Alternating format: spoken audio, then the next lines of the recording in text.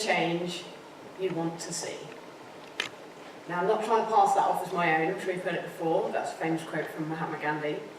And it's a quote that's always resonated with me, largely in my role as an HR director, but also the more experience I get, the more I see that actually that's totally applicable for everything in life.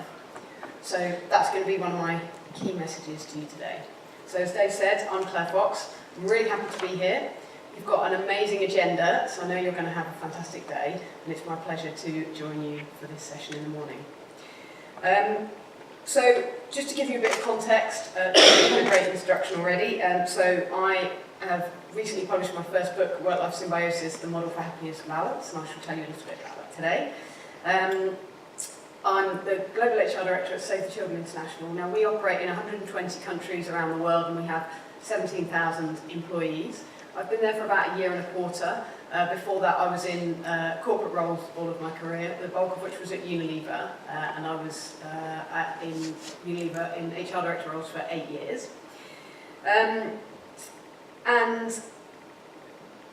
So I work 4 days a week, and that is one of the ways in which I try and embrace the time that I want to spend with my family, as well as the time that I need to spend at work. Now, that's a kind of a bit of a corporate introduction, if you like, and of course, more to life than that. So also, I'll tell you, I have 2 little boys, 4 and 5. The little one whom last night absolutely refused to put his nappy on at bedtime. So I was up at 2 o'clock in the morning because he inevitably wet the bed, unfortunately, so he will have his nappy back on tonight. I have a wonderful wife called Debs, and I play tennis. I captain the tennis team, and as Dave said, I ran the London Marathon in April. So that kind of gives you a bit more of a holistic picture. What I want to talk to you about today is a little bit about my philosophy of work-life symbiosis, and also about the role I think that organisations and technology have to play in this really, really important space.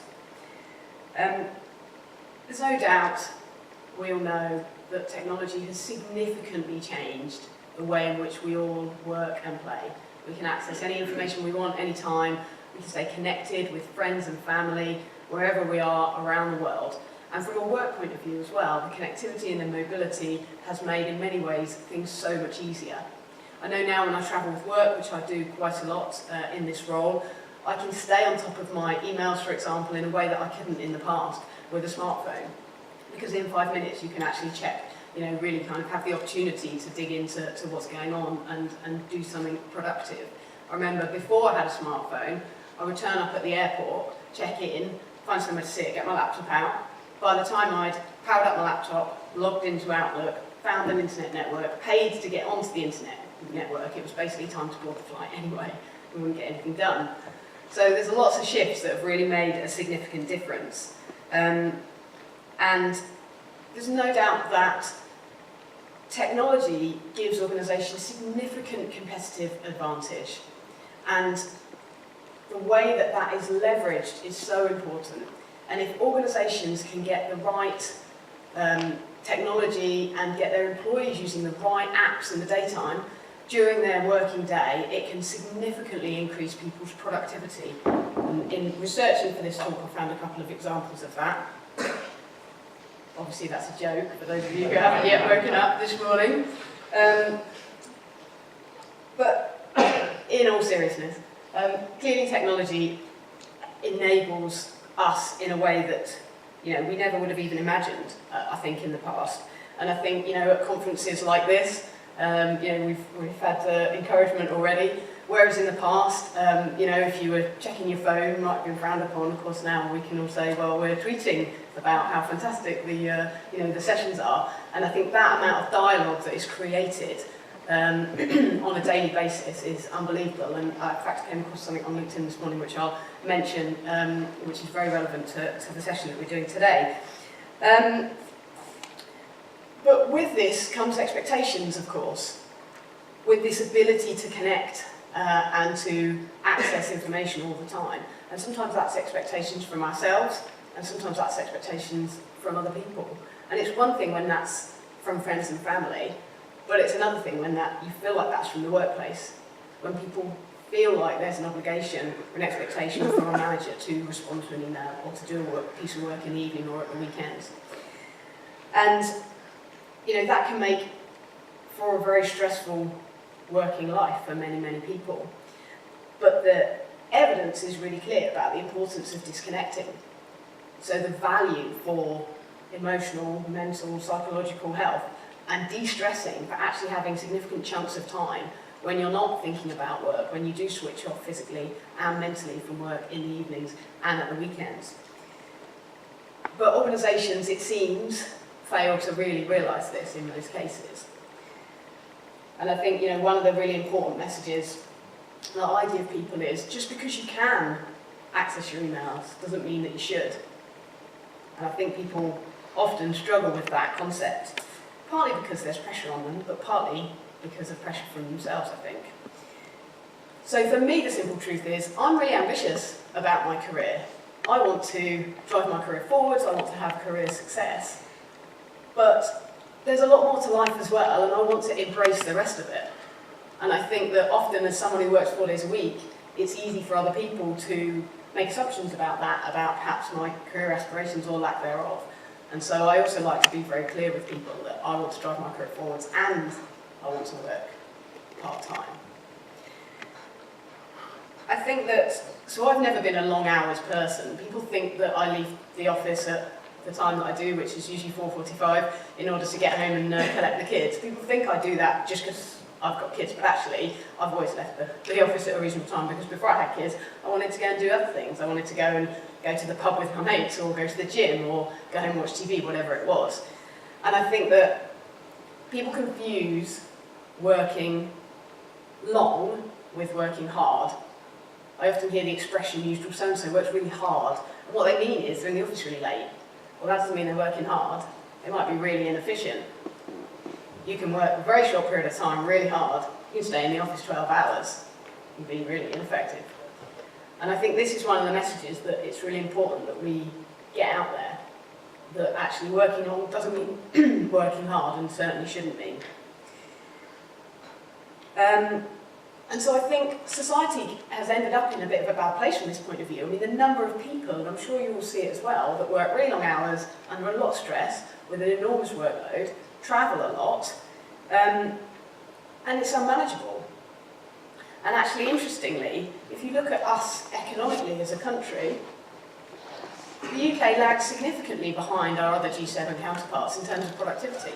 And it's exactly the same for employee engagement data as well. And I think that some of that is driven by this working culture that we've got ourselves in, which I think is unsustainable in many places, where people get ground down by consistent, relentless high levels of workload and stress. So it's a serious issue, not just for individuals, but for organisations. And what we see actually is 43% of work days lost to ill health in the UK are a direct result of work-related stress. So that's a really significant percentage. I do think the tide is beginning to turn, so I think individuals, organisations, governments are starting to really understand this and understand what's happening. But we're nowhere near where we need to be yet. So for me, I think that the way in which millions of people choose to divide their time and energy between work and life profoundly impacts their life, also the life of those people around them. And so my philosophy of work-life symbiosis is about better understanding the choices that people make in their lives, about how they divide their time and energy, and helping them understand better the implications and think about whether they want to make those choices or different choices. So I believe in a positive cycle between work and life, so that you get more energy from work than you put in. And that excess energy you get back, you invest in the other areas in the rest of your life. And then all the other things you do in life that give you positive energy, you invest back into work. So you've got this positive, dependent and mutually beneficial cycle. It's easy to get into a negative cycle, I think, and I'm sure you've all seen examples of it, because of course we all have a tough day at work. You know, some days you come home and you're stressed out and you're tired, and you don't really want to think about work anymore, but actually you think you might have to log back on tonight because there's something you really need to deal with before tomorrow morning. So you actually end up not really investing in a decent conversation with your other half, or going for the run you were going to go for, or seeing your friends for a drink, because actually all you feel like doing is sitting and watching a bit of telly, really, doing your emails and then going to bed. You get back into work the next day and you know that you haven't invested what you wanted to in your friends or your family or whatever else it is in your life. And so you resent that a bit, and that creates this negative cycle. And I really believe in the ability and opportunity for everybody to have a positive cycle. And that's what my philosophy is about. So, that was a slide for the last bit I just talked about. So, for me there's 4 elements. And what I'm going to do is just take you through each of these elements that I think enable people to have this positive connection. So the first one is be true to yourself. This is the cornerstone, this is the most important thing. It's so easy to get caught up in what I think of as kind of the treadmill of life.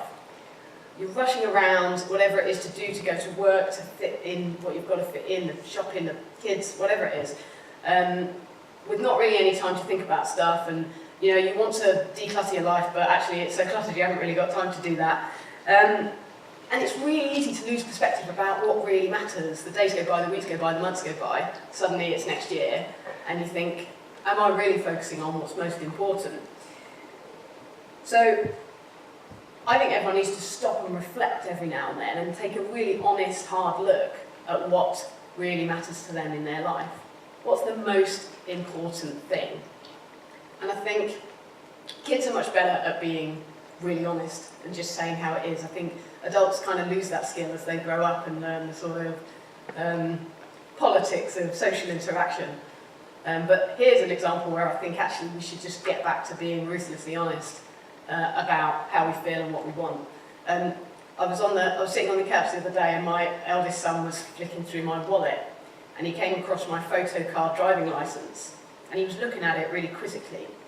And so I said to him, you know that's a photo of, don't you?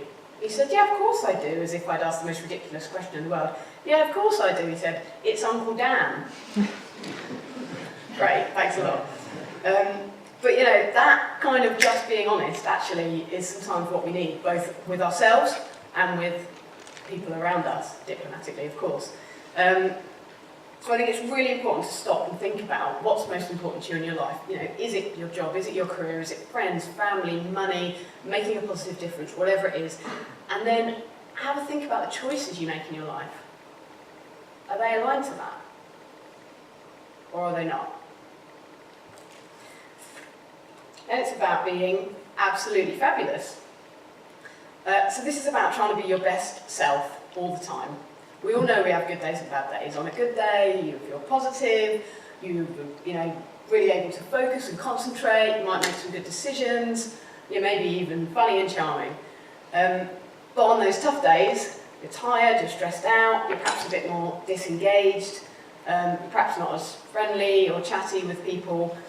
And there's so many factors that make a difference to how you feel and how able you are to be your best self. And when you're being your best self, I don't know what about you, but I always think it's actually just more fun and nicer, as well as the fact that you're able to make more of a positive contribution.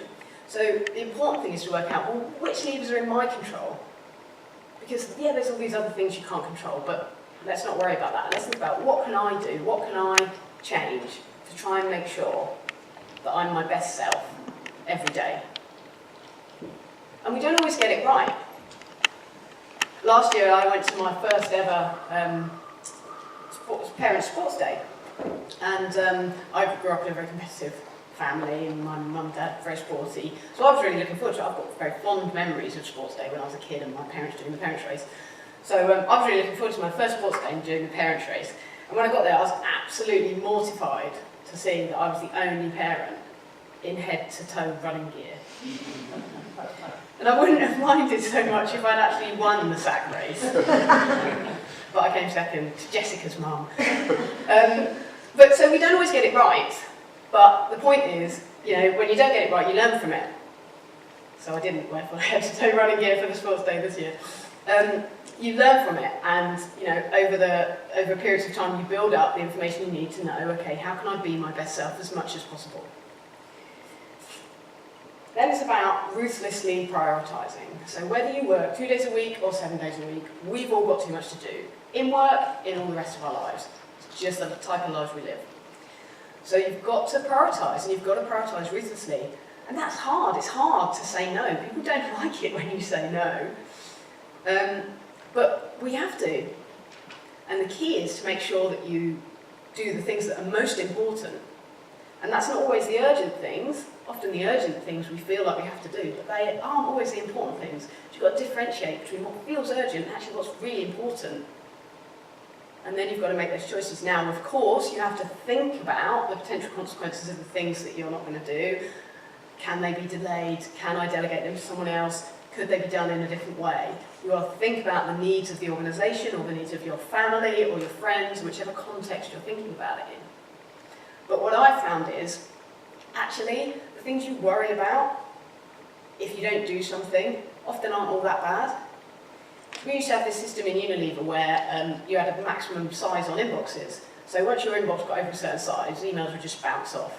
And when this first was kind of put in place, we were like, oh God, what happens if my inbox fills up?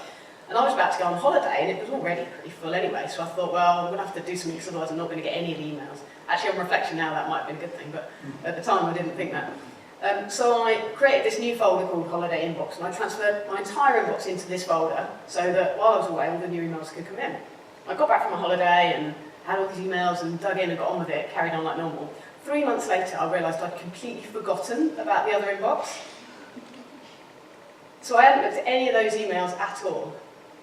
Do you know how many people came back to me about any of it? None. There wasn't a single implication from the fact that I'd left all those emails. Now, I like to think that I do deal with the urgent things, and therefore that was a load of stuff that I thought I should do something about, but never quite had time. But actually, there was no implication of that at all. And that kind of gave me the confidence a bit to just totally let go of my emails. So they're completely out of control now. But I try and make sure I really pick up on what's the most important stuff and deal with that. And the rest of it, if we don't have time, we don't have time. And then have crystal clear boundaries.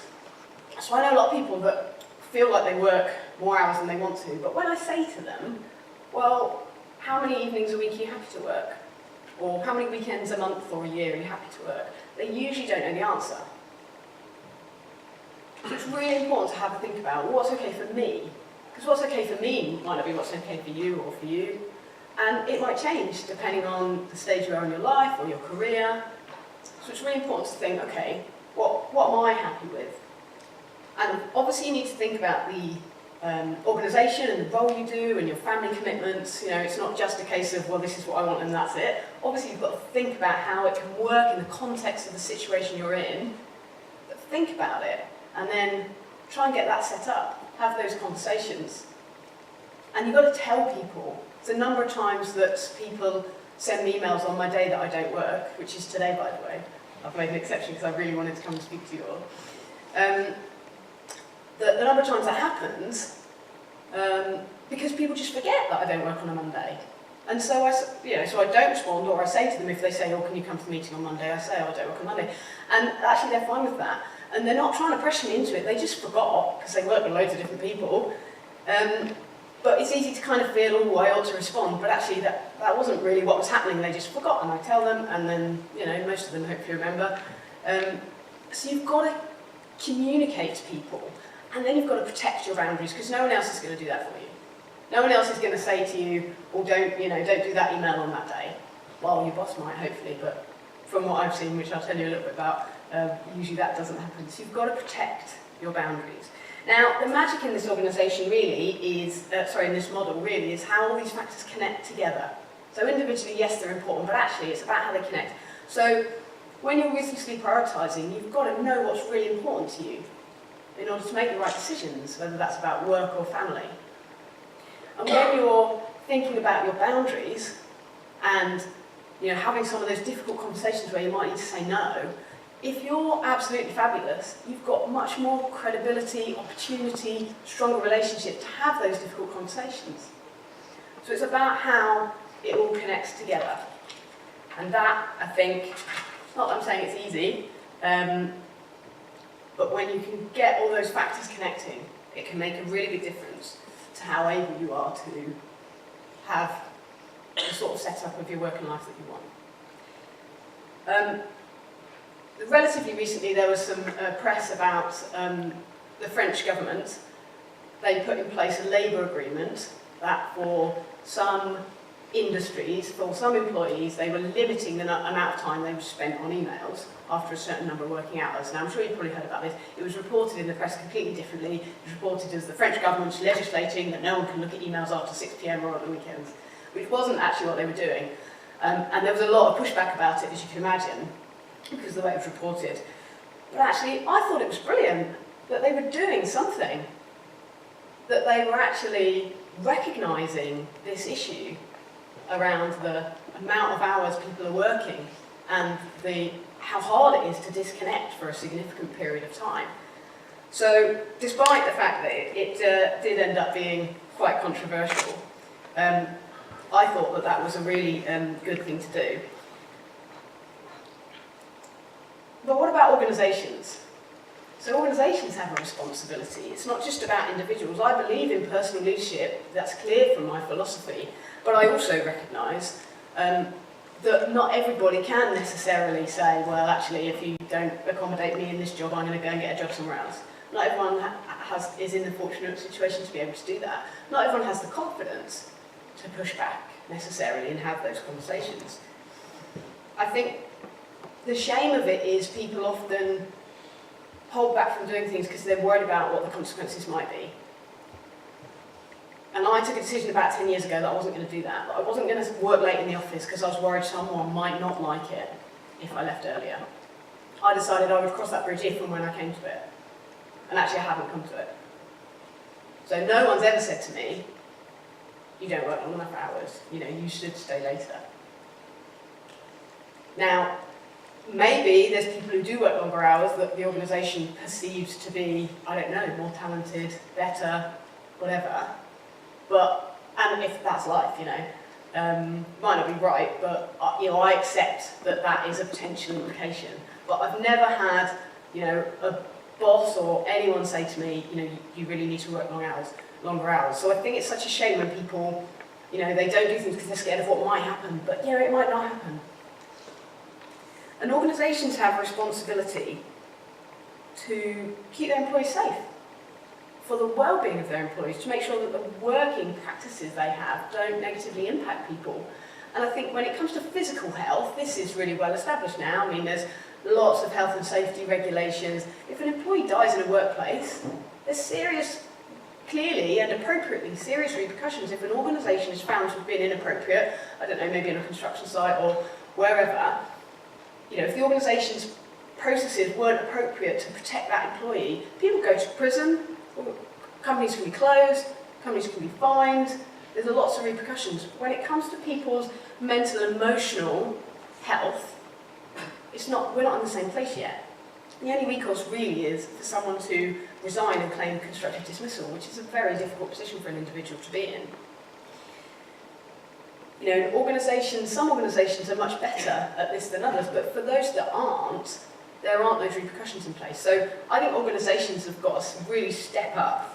They've got to step up and they've got to start understanding their responsibility as an organisation. And this is where governments can help, because governments can mandate that organisations, all right, we might not want them to mandate that you can't look at your emails after 6 p.m, but we might want them to mandate that actually they have to make sure organisations have got competent line managers that know how to manage workload, and the organisations have appropriate mechanisms in place for employees to have honest feedback, and that employees have the opportunity to be appropriately supported in this space.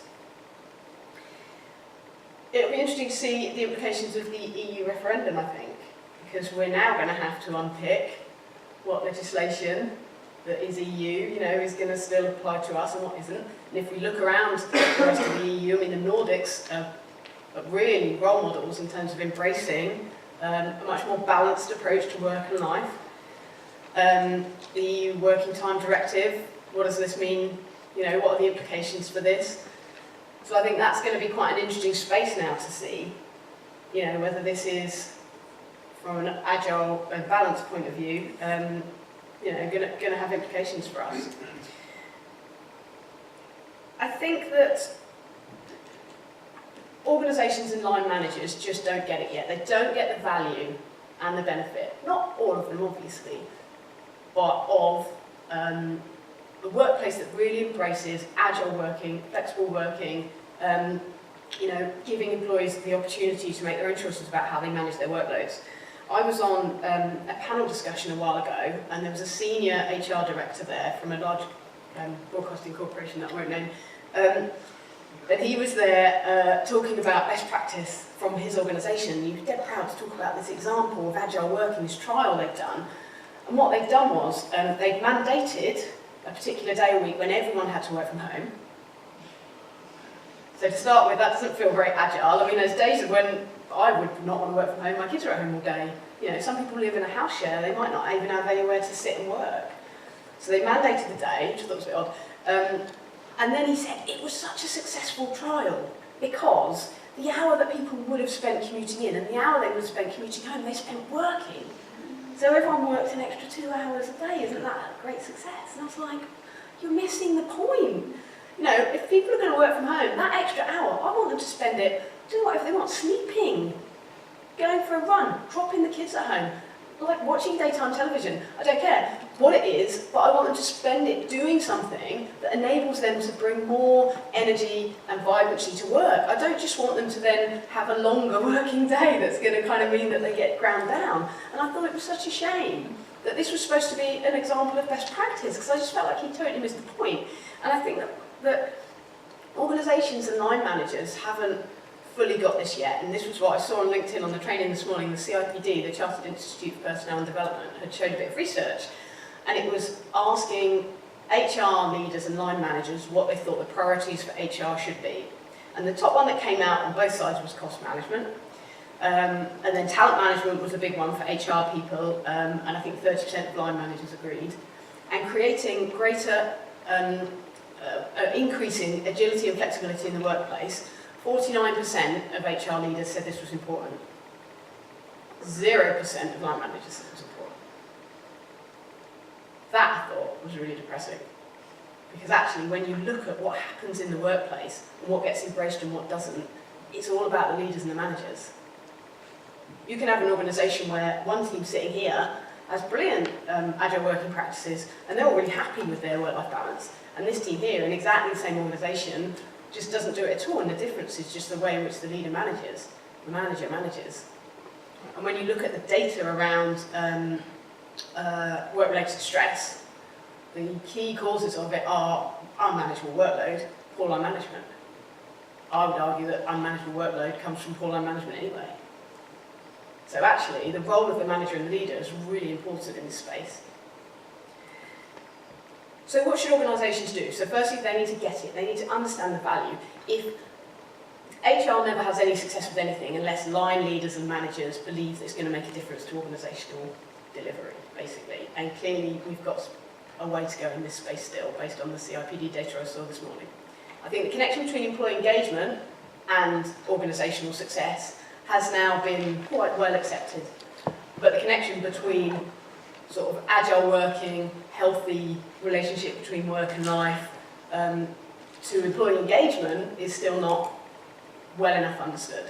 So we need to help leaders and managers to understand that actually if you've got an energised, vibrant, happy, motivated workforce, you're going to have a more successful organisation. And you're not going to have that if people are being relentlessly overworked or expected to go beyond what they feel is acceptable and motivating to contribute in terms of the workplace. So, I think there's 5 things organisations need to do. One is they've got to have a clear policy about flexible and agile working, so that you've got consistency. You don't have one team doing one thing and another. They've got the right technology, of course. So they've got to have the right equipment, the right workspaces set up. I've worked in places with hot desks where you can just pop your laptop into the docking station and there's a screen and a mouse and a phone you can log into and a keyboard, and it's brilliant. Other places where actually some desks don't have a screen, some desks have one type of docking station for one laptop, another type for another laptop that I don't have. So then there's no power cable, sometimes there's a mouse, sometimes there's not.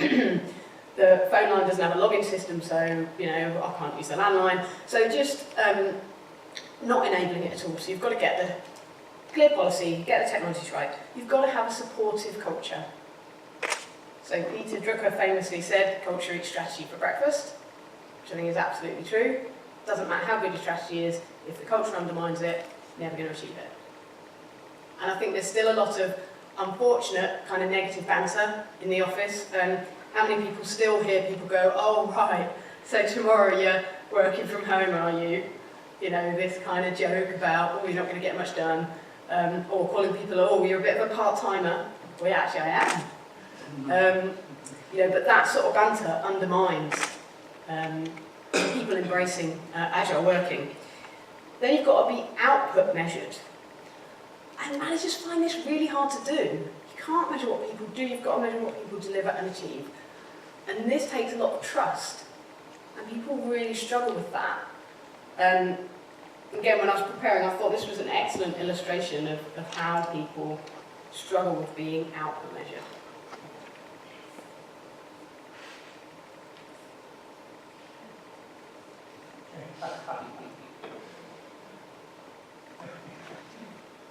People just find it really difficult to be that kind of hands-off, to enable people to actually focus on what the result is going to be. Often because it's hard to measure, not in that case, but often it is hard to measure. And so people grab hold of what they can measure, which is the input that they can see. So, got to get that right, being output measured. And then you've got to have role models, and you've got to have role models at all levels of the organisation.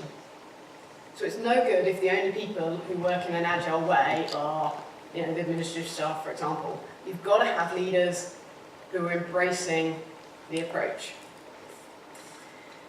So, how can technology help? So we've seen the enormous shift in terms of work and life over recent years around connectivity, mobility, and that's changed, for most part, the better, not all completely, the way in which people are kind of running their work and their life. I think global connectivity for us as an organisation is still an issue. We still have large parts of the world where actually people just can't get connected. Quality of connection, especially virtually, I think is very variable and is an area that can make a difference. But for me, it comes back to this piece about behaviour. So it's a lifestyle as well, it's not just work. So who here's got a Fitbit or similar type device? Okay, so I love my Fitbit. I've had this on about a year now. And I am healthier for it. But the Fitbit hasn't made me healthier. It's the data and the insights from that about my behavioural choices that has made me healthier. That insight to, okay, I do have really long periods when I'm sedentary. Okay, my step count isn't all that high on days when I work from home. So I made choices to lead a different lifestyle that is a healthier lifestyle that's enabled by the insights from the Fitbit. The Fitbit itself hasn't made me healthier. But it's galvanised behavioural change. So if we go back to the hypothesis that leaders and managers have a significant impact on whether organisations embrace agile working, whether people have a manageable workload, what their stress levels are like, then actually the question really is, how can technology help leaders and managers be better at their job? Because if you haven't got them on board, we're never going to be able to make a difference. So instead of a Fitbit, I think we need a leader bit. Something that's actually going to galvanise change in leaders and managers. Something that gives them insight and data into the implications of the way they're behaving that can actually make a difference. I know you've got a session this afternoon on how to life swap with personal data, so maybe you'll touch on that a little bit then. But I think a lot of the recent technology shifts have unfortunately enabled negative behaviour. Emailing at weekends, emailing in the evenings, never quite switching off from work. So we need to create positive behavioural shift with technology. I'm not saying it's easy and I wouldn't know where to start, but I'm hoping that you guys might. And that's why I used the Gandhi quote at the start.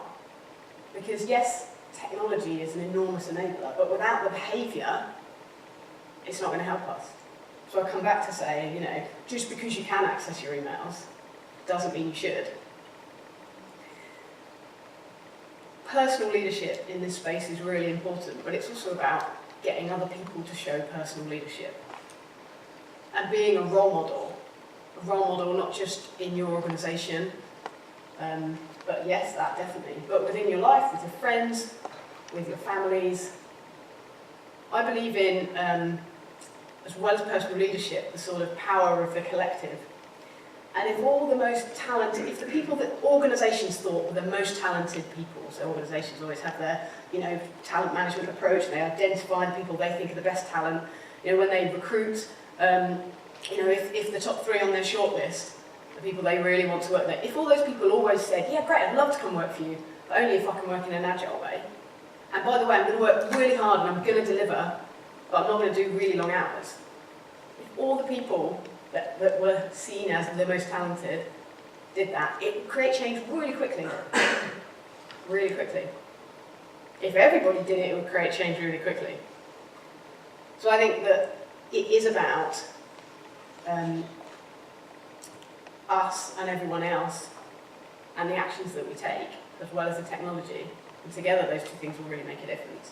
And it's difficult to, you know, push back and go against the grain. I know it is. In my first job as an HR manager, it was my first HR strategy I'd ever written. I was very excited to present it at a leadership team meeting. And I'd done my homework. I'd been around all of the various leaders in the meeting, you know, head of marketing, head of sales, head of finance, beforehand, and spoken to them about it and got their input. So I knew they were all on board and aligned. And I got to this meeting and I was presenting my strategy, and the marketing manager just looked really surprised, the head of marketing, and I was thinking, what, I've talked to her about this, why is she looking like she doesn't agree with this strategy that I'm presenting? She had her eyebrows raised, and, you know, I was really off-put by it, but I thought, I'll power on anyway, but it did put me off, and I didn't do as good a job as I would like to, because I was worried that she, you know, was disagreeing with it.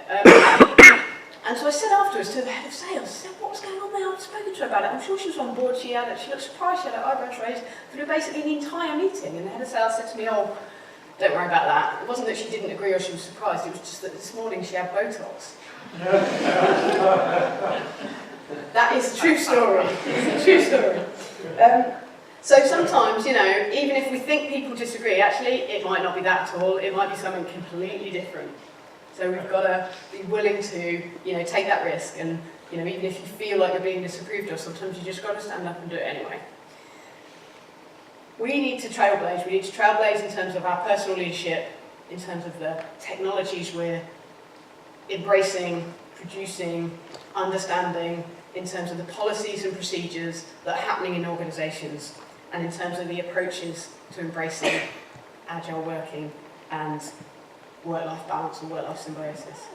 So I'll bring you back to the point I made at the start, and we need to do it, and critically, we need to get everyone else to do it as well. We need to be the change we want to see. Thank you.